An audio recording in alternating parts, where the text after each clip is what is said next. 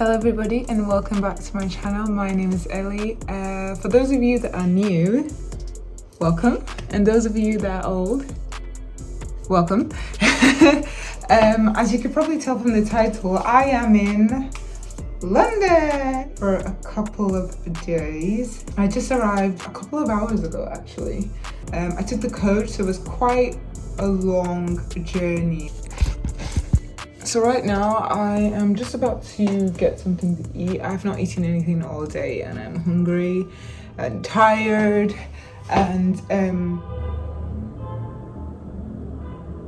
geez, London, why so noisy? I'm very hungry.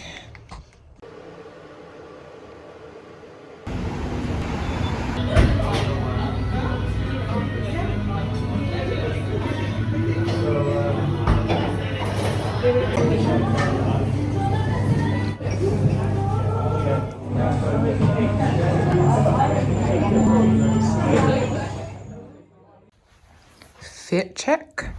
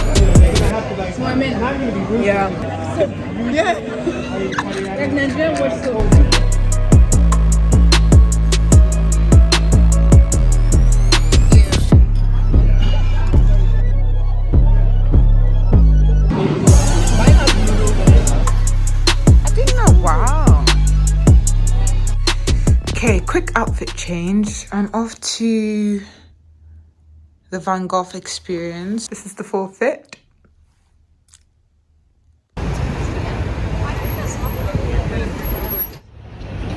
And the peak. Oh!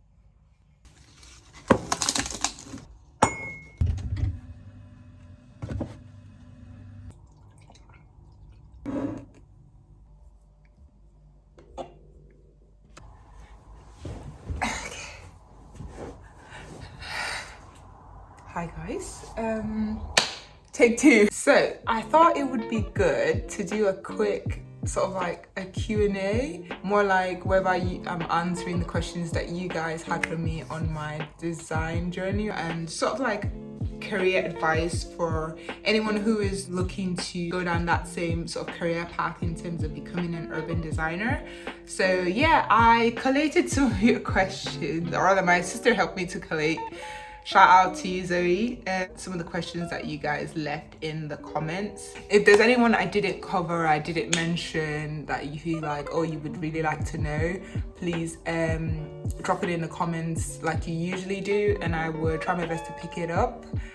Right, so first things first, for those of you who don't know me, my name is Ellie. I work as an urban designer for a consulting and engineering firm based in Manchester. So I am based in Manchester, England, United Kingdom. I currently work as a graduate urban designer. I started working early last year, February, so like beginning of 2020, beginning of Corona, pre-lockdown. I'm about 18 months or so just working in the field. So I guess onto like my career path. Yeah, I think I'll start from like my early sort of like days, so like my high school days. I was an art student. I've always sort of like been interested in art and design, and I was good at math and economics. I remember back then my high school teacher was pushing me to become an artist or become a painter. Having to tell your parents or your African parents that you want to be a painter or you want to be an artist, it's like, huh? And the conversation didn't really go so well. I remember crying, and Dad, if you're watching this, you made me cry. I'm joking. I don't know, but someone told me that you like art and design. Oh, okay, and you're good at math. Art plus math equals architecture. I don't know who did that calculation. I can't remember, so I can't point fingers. And I was like, okay, architecture, that seems interesting. I remember applying for BA architecture in Leeds Beckett University, and I remember them denying me. I didn't get into architecture, but instead they sort of gave me an alternative sort of course, and I felt, okay, that's fine. I'm interested in building science. I quite like the modules and the subjects that they did sort of like offer, so it did pique my interest. I was like, yeah, okay, that sounds good, I'm gonna do that. So I studied BSc in architecture and technology at Leeds Beckett University. I did that for 3 years. I didn't do a placement year, and slowly coming up to third year of my degree in architecture technology, I started to fall out of love. Like, I realized that the technical side was just maybe not something that I wanted to sort of continue with, and not that I struggled in it, but it was just, I slowly started to realize that it was just not for me, and I didn't enjoy it, and I didn't really want a career in it. So I came out with my BSc in architecture technology from Leeds Beckett University, and so I was looking at any subject or course that was design related in the built environment department. I hope I'm communicating. I saw quite a few, but the one that caught my eye was MA Urban Design, and Leeds Beckett University offered it. So I just said, oh, hey ho, just continue on. It's 1 year, and I started applying for jobs in urban design, and I think a couple of months later after, I got this job that I am now, and yeah, and that's pretty much my career. Another question, what courses or subjects would you advise for someone wanting a career in urban design?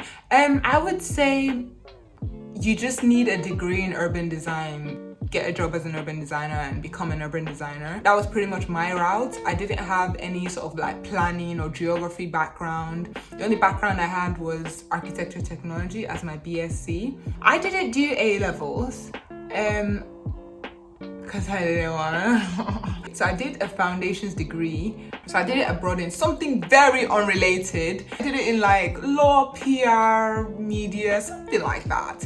But those who are doing A-levels, I would suggest arts like graphic design, fine arts, geography, economics, a bit of math. Is a master's necessary? I would say I've not seen any urban design undergraduate courses, so that's why I would say a master's is necessary, but if you do get an urban design sort of undergraduate course and you're starting out, and I would say that's fine. You don't need to do a master's. Next question is, do I advise on work placements during study? I would say if you can get sort of like work experience, that would be very advantageous for you and for your CV. Sort of like placement or like any form of work experience, that'd be great. If not, I would suggest like try building up your skills and so as to make your CV more attractive and giving yourself like an edge. The job market is competitive. It's really competitive. Like, what will make an employer choose you over someone else? So that kind of, you have to think about that. Next question. What are my roles, duty or I think I've already touched on this a little bit in my previous videos, but I'm just gonna highlight some again. There's a bit of planning into it. Planning in the sense of policies, like guidelines that guide that specific area. So you can't just do whatever you want there in a sense. So there's the planning aspect. Research, there's a lot of background research that goes into it. You have to look at like what was there before, what does the space need, what does the community or the people who already live in that area need, what would the future residents who want to live in that area or who would live in that area need. Obviously look at the character of the area. So that sort of site analysis, that background study is very, very crucial, very important before you even start any sort of like design, because that would influence the design. Are you getting me? So we do that, then we've got the fun bit, which is designing. Those are like the primary things. Then we've got other sort of secondary things that do fall into it. The last and final question is, what softwares do we use? So Illustrator, Photoshop, InDesign, AutoCAD, SketchUp. So there's just those 5 ones. Then ArcGIS, Google Earth. I hope you enjoyed the vlog. I guess I'll see you